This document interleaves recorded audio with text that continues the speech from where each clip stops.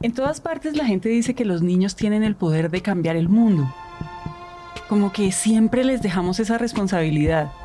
Pero la pregunta acá es, ¿nosotros los grandes les permitimos hacer que eso sea posible? Este episodio empieza con una pequeña historia, con una niña de 4 años en una escuela de la Ciudad de México. Sus compañeros le hacían bullying por ser rara y diferente a todos. Para los que se han visto Big Bang Theory, ella era como Sheldon. En las presentaciones de teatro que siempre hacían al final de año en el colegio, el único papel que le daban era el de árbol, en una esquinita de la tarima para que se quedara quieta y pues no molestara a nadie. Además, los profesores casi todos los días le enviaban quejas a su mamá diciéndole que Adara se quedaba dormida en clase, que hacía preguntas muy extrañas y que sus cuadernos estaban repletos de un montón de rayones negros en círculos que nadie entendía. La típica historia de una niña introvertida, aislada y con la que nadie quiere jugar en el recreo y por la que incluso nadie apostaba ni un peso. Pero que vivan las mamás latinoamericanas. A pesar de que sus profesores, compañeros de clase y todo el mundo decía que Adara era una niña rara, su mamá nunca creyó que su hija fuera el problema. Me llamo Adara. Cuando la vida me cuesta trabajo me imagino en dónde quiero estar y me veo en la NASA, así que vale la pena intentarlo. La historia de Adara se repite todos los días. Incluso ustedes mismos pudieron ser víctimas de bullying en la escuela y lo que ha descubierto la ciencia es que el 80% de los niños que sufren de acoso escolar en primaria pueden ser niños con altas capacidades como Adara. Y sí, esto es para decirles que tal vez ustedes y yo también tuvimos el potencial de ser un niño genio y de eso hablamos en este episodio. Bienvenidos a Elemental, un podcast de 3M en donde conectamos con las grandes lecciones de la ciencia que nos pueden ayudar a ser mejores todos los días. Adara hoy tiene 11 años, ya terminó sus estudios básicos y está cursando 2 carreras en línea porque su sueño es estudiar astrofísica para viajar al espacio y ayudar a la humanidad a colonizar otros planetas.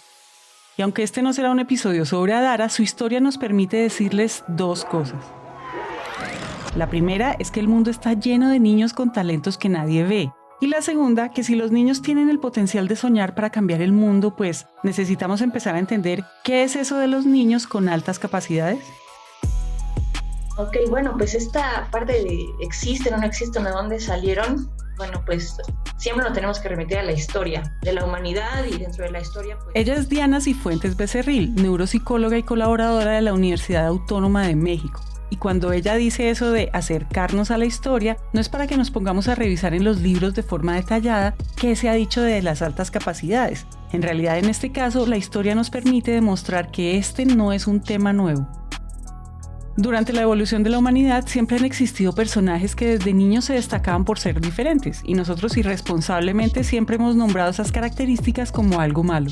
Dentro de los periodos clásicos, Confucio hablaba de que en China estaban estos niños celestiales. En la Biblia decía que había personas con dones, que ellos tenían una gracia o efectos sobrenaturales y empezaban entonces a utilizar la palabra don. Entonces, en la Edad Media se empezó a utilizar las palabras de dotación, talento. Incluso el filósofo Paracelsus mencionaba el término ya talento. Y se empezó la caracterización de que eran genios locos. Y a finales del siglo XX, lo que se conoce como sobredotado, ¿no? En Latinoamérica. Pero es una traducción en inglés es giftedness, que es don.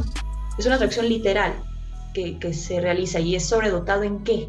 Entonces, lo que, digamos, identifican y lo que se ha trabajado es que hay algunos niños que tienen un coeficiente intelectual mayor que el promedio. Esos serían niños superdotados. Lo que dice el doctor Pedro Pablo Ochoa, presidente del Colegio Colombiano de Psicólogos, deja muy claro que la sobredotación o las altas capacidades en los niños se relaciona con la inteligencia y el coeficiente intelectual. Si yo les pido que piensen por un momento en un niño inteligente, muchos con seguridad se imaginan a un niño que saca puros 10 en clase y que ocupa el primer puesto y que nunca pierde materias. Y la verdad es que, aunque parezca muy raro, a los niños con altas capacidades no les va muy bien en la escuela en términos de notas. Según la Confederación Española de Altas Capacidades Intelectuales, el 70% de estos niños tiene un bajo rendimiento académico y sacan malas calificaciones. Entonces, una de las primeras tareas que padres y profesores deben ayudar a hacer a sus niños es olvidarse de que las notas no definen a los niños inteligentes Y esperen, yo sé que parece difícil o poco probable, pero esto solo se trata de cambiar las reglas. Si nos ponemos técnicos, no existe una sola definición de inteligencia. Pero el Mainstream Science on Intelligence en 1994 planteó que la inteligencia no era solo una habilidad académica para presentar exámenes, y que por el contrario, la inteligencia es una capacidad más amplia para comprender, dar sentido a las cosas y descubrir qué hacer. La manera en la que hasta hoy hemos logrado medir esa inteligencia se la debemos a la psicometría, la disciplina que se encarga de hacer mediciones psicológicas. Esta disciplina nos resolvió el problema diseñando los test de inteligencia que a través de distintas pruebas llegan al número del coeficiente intelectual de cada niño. Entonces, lo que puede definir cuantitativamente serían estas escalas de inteligencia, que serían las escalas Wechsler, que es la más conocida a nivel internacional.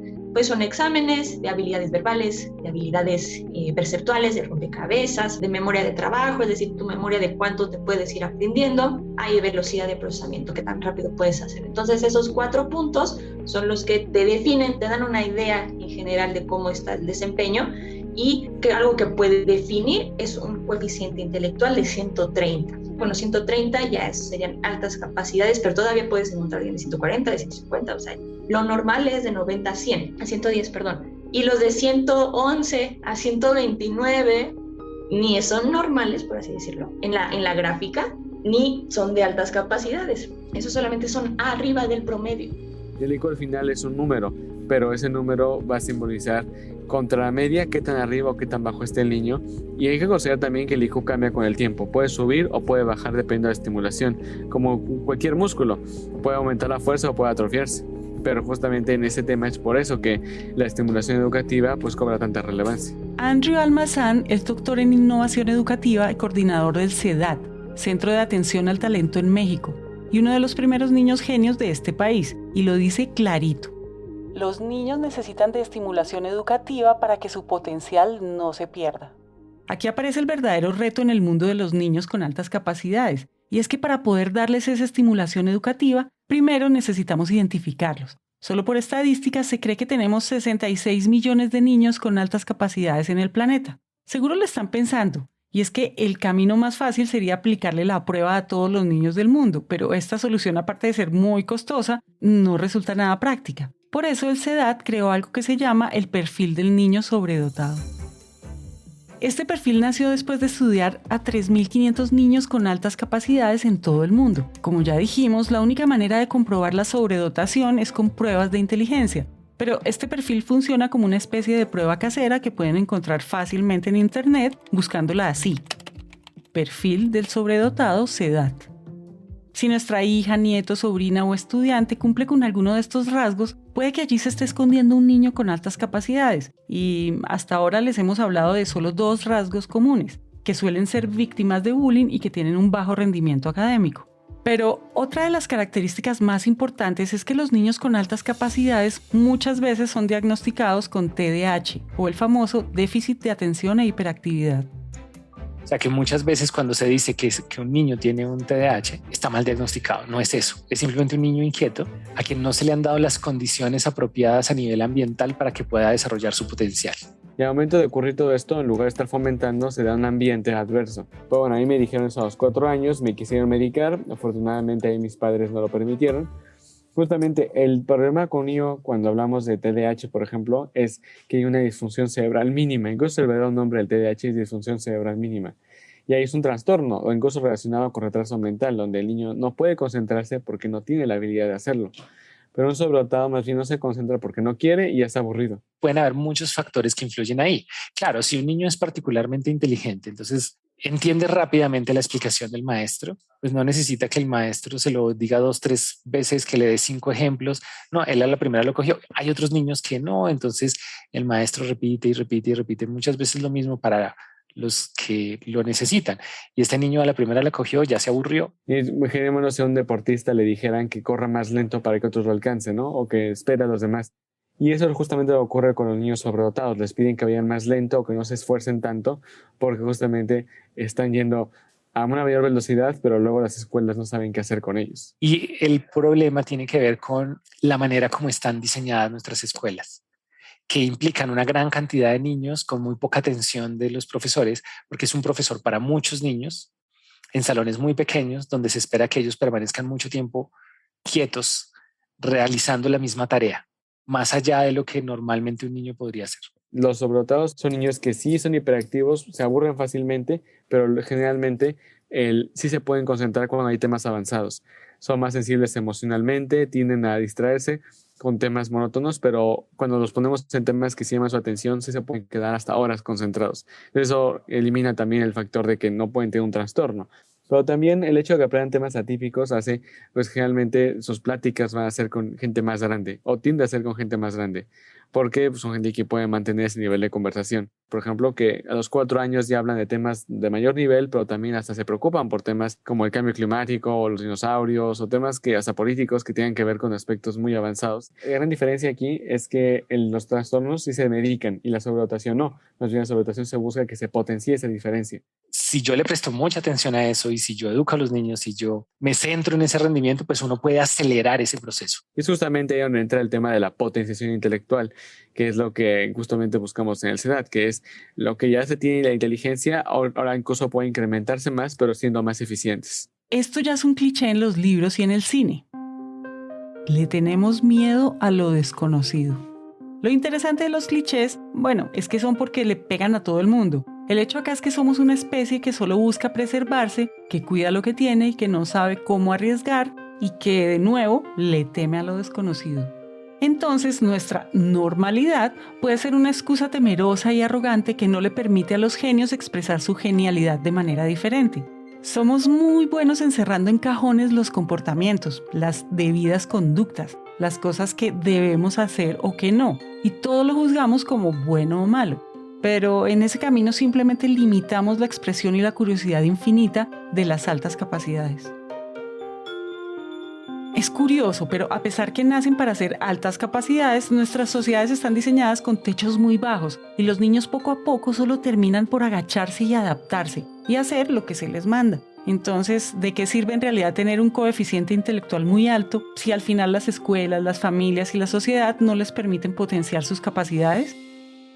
Aunque esto suene un lugar común, los ambientes en los cuales crecen los niños juegan un papel importantísimo. El científico Richard Lynn demostró que la sobredotación tiene una relación con el gran encargado de la plasticidad cerebral, pero esto solo equivale al 50% del desarrollo intelectual. El otro 50% depende de la estimulación ambiental. Justamente la sobredotación intelectual es una mezcla de genética y ambiente.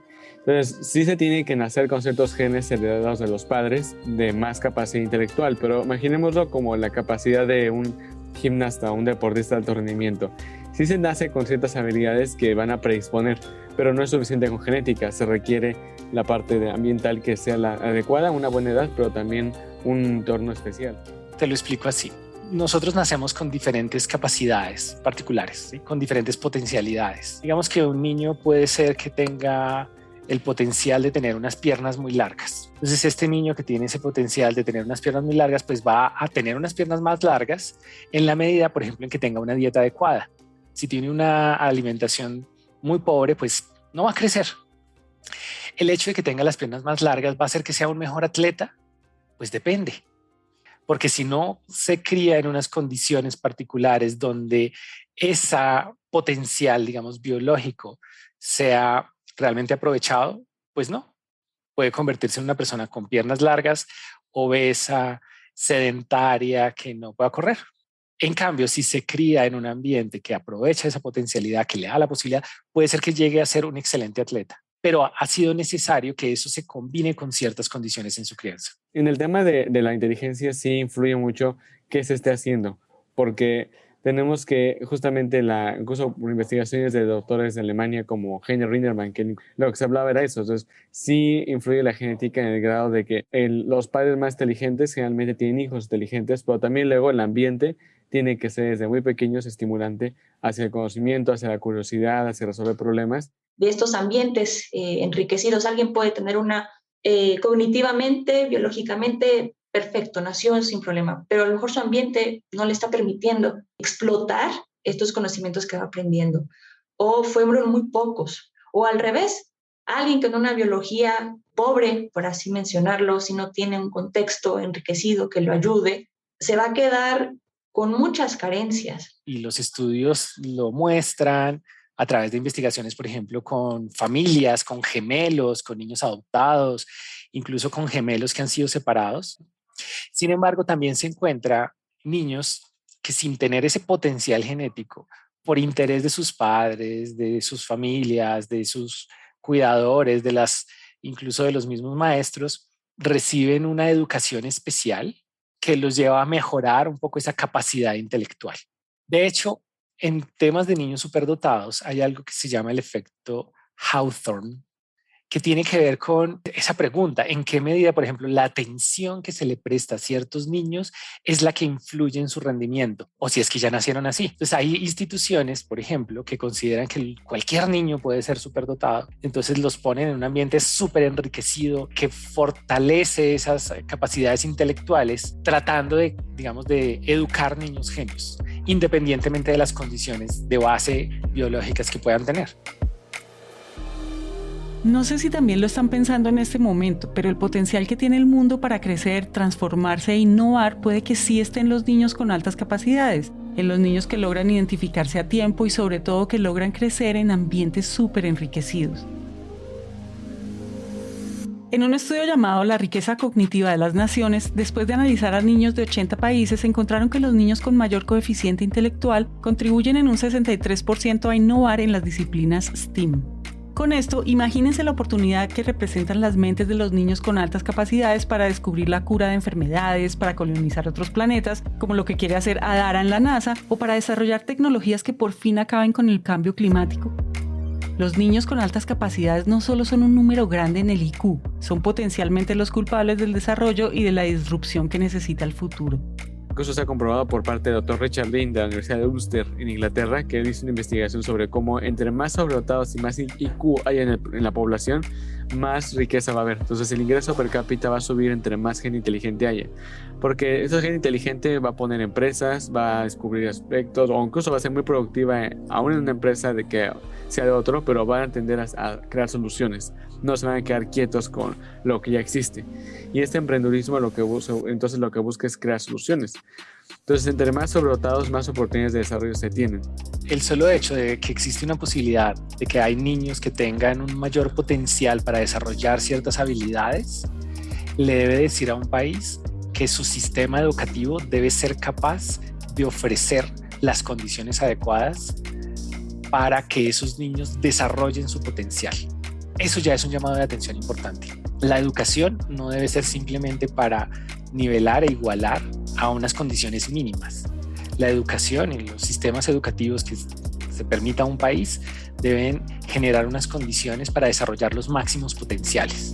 Creo que muchas veces nosotros caemos en el error de tener una educación que nivele por lo bajo, que ofrezca las condiciones mínimas y no un sistema educativo que permita el máximo desarrollo de las potencialidades, sean estas cuales sean. Justamente tenemos que entre más se estimulan a los niños sobredotados, tenemos más beneficios hacia el resto de la población. 1000 niños sobredotados dan en efecto a largo plazo como si fueran 1 millón de personas en edad económica activa. Pero se da porque esos niños sobredotados cuando crezcan podrán ser futuros líderes sociales, empresarios o incluso investigadores, gente que va a estar aportando, no se van a quedar quietos, realmente por la creatividad van a buscar mejorar el entorno en el que se encuentran. La pregunta es si nuestro sistema educativo permite que esos potenciales que se tienen realmente sean llevados a su máxima expresión, o por el contrario tenemos un sistema que de alguna forma limita esos potenciales y los coarta y está de alguna forma limitando el máximo recurso que puede tener, que es justamente quiénes son las personas que viven en el país. Países que han invertido más en esto como Singapur, pues vemos que su desarrollo académico y económico van de la mano. No sabemos quiénes de estos niños sobredotados en el futuro, Albert Einstein, Marie Curie, Edison, los investigadores o incluso líderes sociales que puedan hacer cambios. Lo que sabemos es que si no los atendemos, no los vamos a tener. Una por la fuga de cerebros, que es muy común, que ahora se ha incrementado por la pandemia, muchos de Estados Unidos y la Comunidad Europea. Y lo que sí sabemos es en el tema de la sobredotación, No todos quizá van a llegar a desarrollar o descubrir algo totalmente nuevo, pero dentro de su entorno van a buscar justamente crear soluciones, y es lo que justamente se necesita, porque la sociedad es muy fácil que se estanque, y los sobredotados son parte de esa fuerza que empuja a que justamente se esté innovando.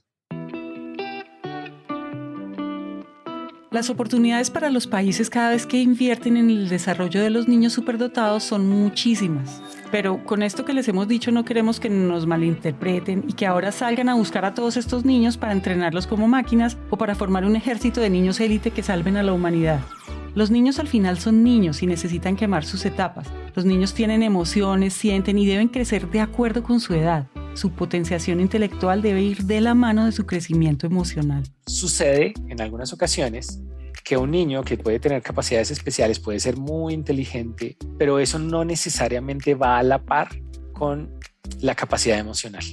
Claro, tú encuentras niños de 10 años, 12 años que ya terminaron la carrera y que están haciendo un doctorado. Eso a nivel intelectual es posible, pero a nivel emocional, ¿cuál es la capacidad que tiene ese niño? La de un niño de 12 años o incluso menos, porque no se le han dado las condiciones apropiadas para desarrollarse emocionalmente. Hay un fenómeno que sucede, que es el de fenómeno de sincronía. ¿A qué me refiero con esto? Que el niño está como súper pilas, tiene 7 años, pero te hace un análisis de niño de 14. Pero también al mismo tiempo te quiere un juguete y te hace un berrinche como un niño de 7 años. Y como adulto es esta mirada adultocentrista, pues que no, que muy inteligente, que no muy brillante, y te digo que no por tu salud, pero tú a fuerza lo quieres, o sea, ¿dónde está tu inteligencia, no? Entonces eso choca, ¿no? O sea, a nivel emocional y es de cómo lo trato. O sea, aquí me pide que lo trate como un adulto por las explicaciones que me pide, pero luego me hace esto o tal o esto, ¿y qué hago? Entonces este fenómeno de sincronía pasa por esta cuestión emocional. Luego también hay pequeños que me ha tocado que se enojaban por sacar un 9, porque no iban a tener la estrellita, y era una frustración impresionante. Justamente la frustración se tiene que ir manejando por la competitividad. Los niños son muy competitivos y no les gusta perder. Y sí hay un tema donde eso es bueno, en el tema de que se busquen ganar, pero también hay momentos en que tienen que aprender a perder, tienen que aprender de que hay fracasos. Y ahí es donde tenemos por eso torneos, que los niños sí compiten en conocimientos, en habilidades, y algunas veces ganarán y otras veces perderán. Pero también nos mantiene un estado de mayor humildad para aprender, porque siempre va a haber alguien mejor. Cuando tú interactúas con tus pares, cuando tú juegas, cuando tú compartes con nosotros, desarrollas esas estrategias emocionales que son fundamentales. Si el niño no tiene la posibilidad de estar en esos espacios, en esos ambientes, pues es mucho más difícil que los desarrolle. Entonces, justamente la estabilidad emocional surge también de sentirse parte de un grupo. Creo que los padres que quieran potenciar esas habilidades cognitivas de los niños pueden hacerlo, pero la invitación es a que no lo hagan a costa del desarrollo social y emocional. Si la ciencia ya demostró que los niños con altas capacidades no son personas raras ni problemáticas, necesitamos dejar de pensar que los niños tienen que encajar dentro de una medida de normalidad que nosotros, los normales, nos inventamos. Tenemos que empezar a entender que todos los niños, esos niños que nosotros mismos decimos que serán los adultos y el futuro del mañana, pues tienen capacidades diferentes y nuestra responsabilidad es permitir que puedan potenciar honesta y tranquilamente sus talentos naturales. Tenemos que darle a los niños oportunidades únicas para ser únicos. Por eso queremos cerrar este episodio con 3 claves de la psicóloga Alicia Banderas, autora del libro Niños sobreestimulados, que pueden ayudarnos a mejorar su crecimiento. Primero, por muy buen estudiante que sea, convertir a un niño en un ratón de biblioteca no le hará ningún favor. Hay que dejar que los niños exploren. 2. Evite las etiquetas. Muchos niños esconden su talento o inteligencia para pasar desapercibidos y no ser víctimas de bullying.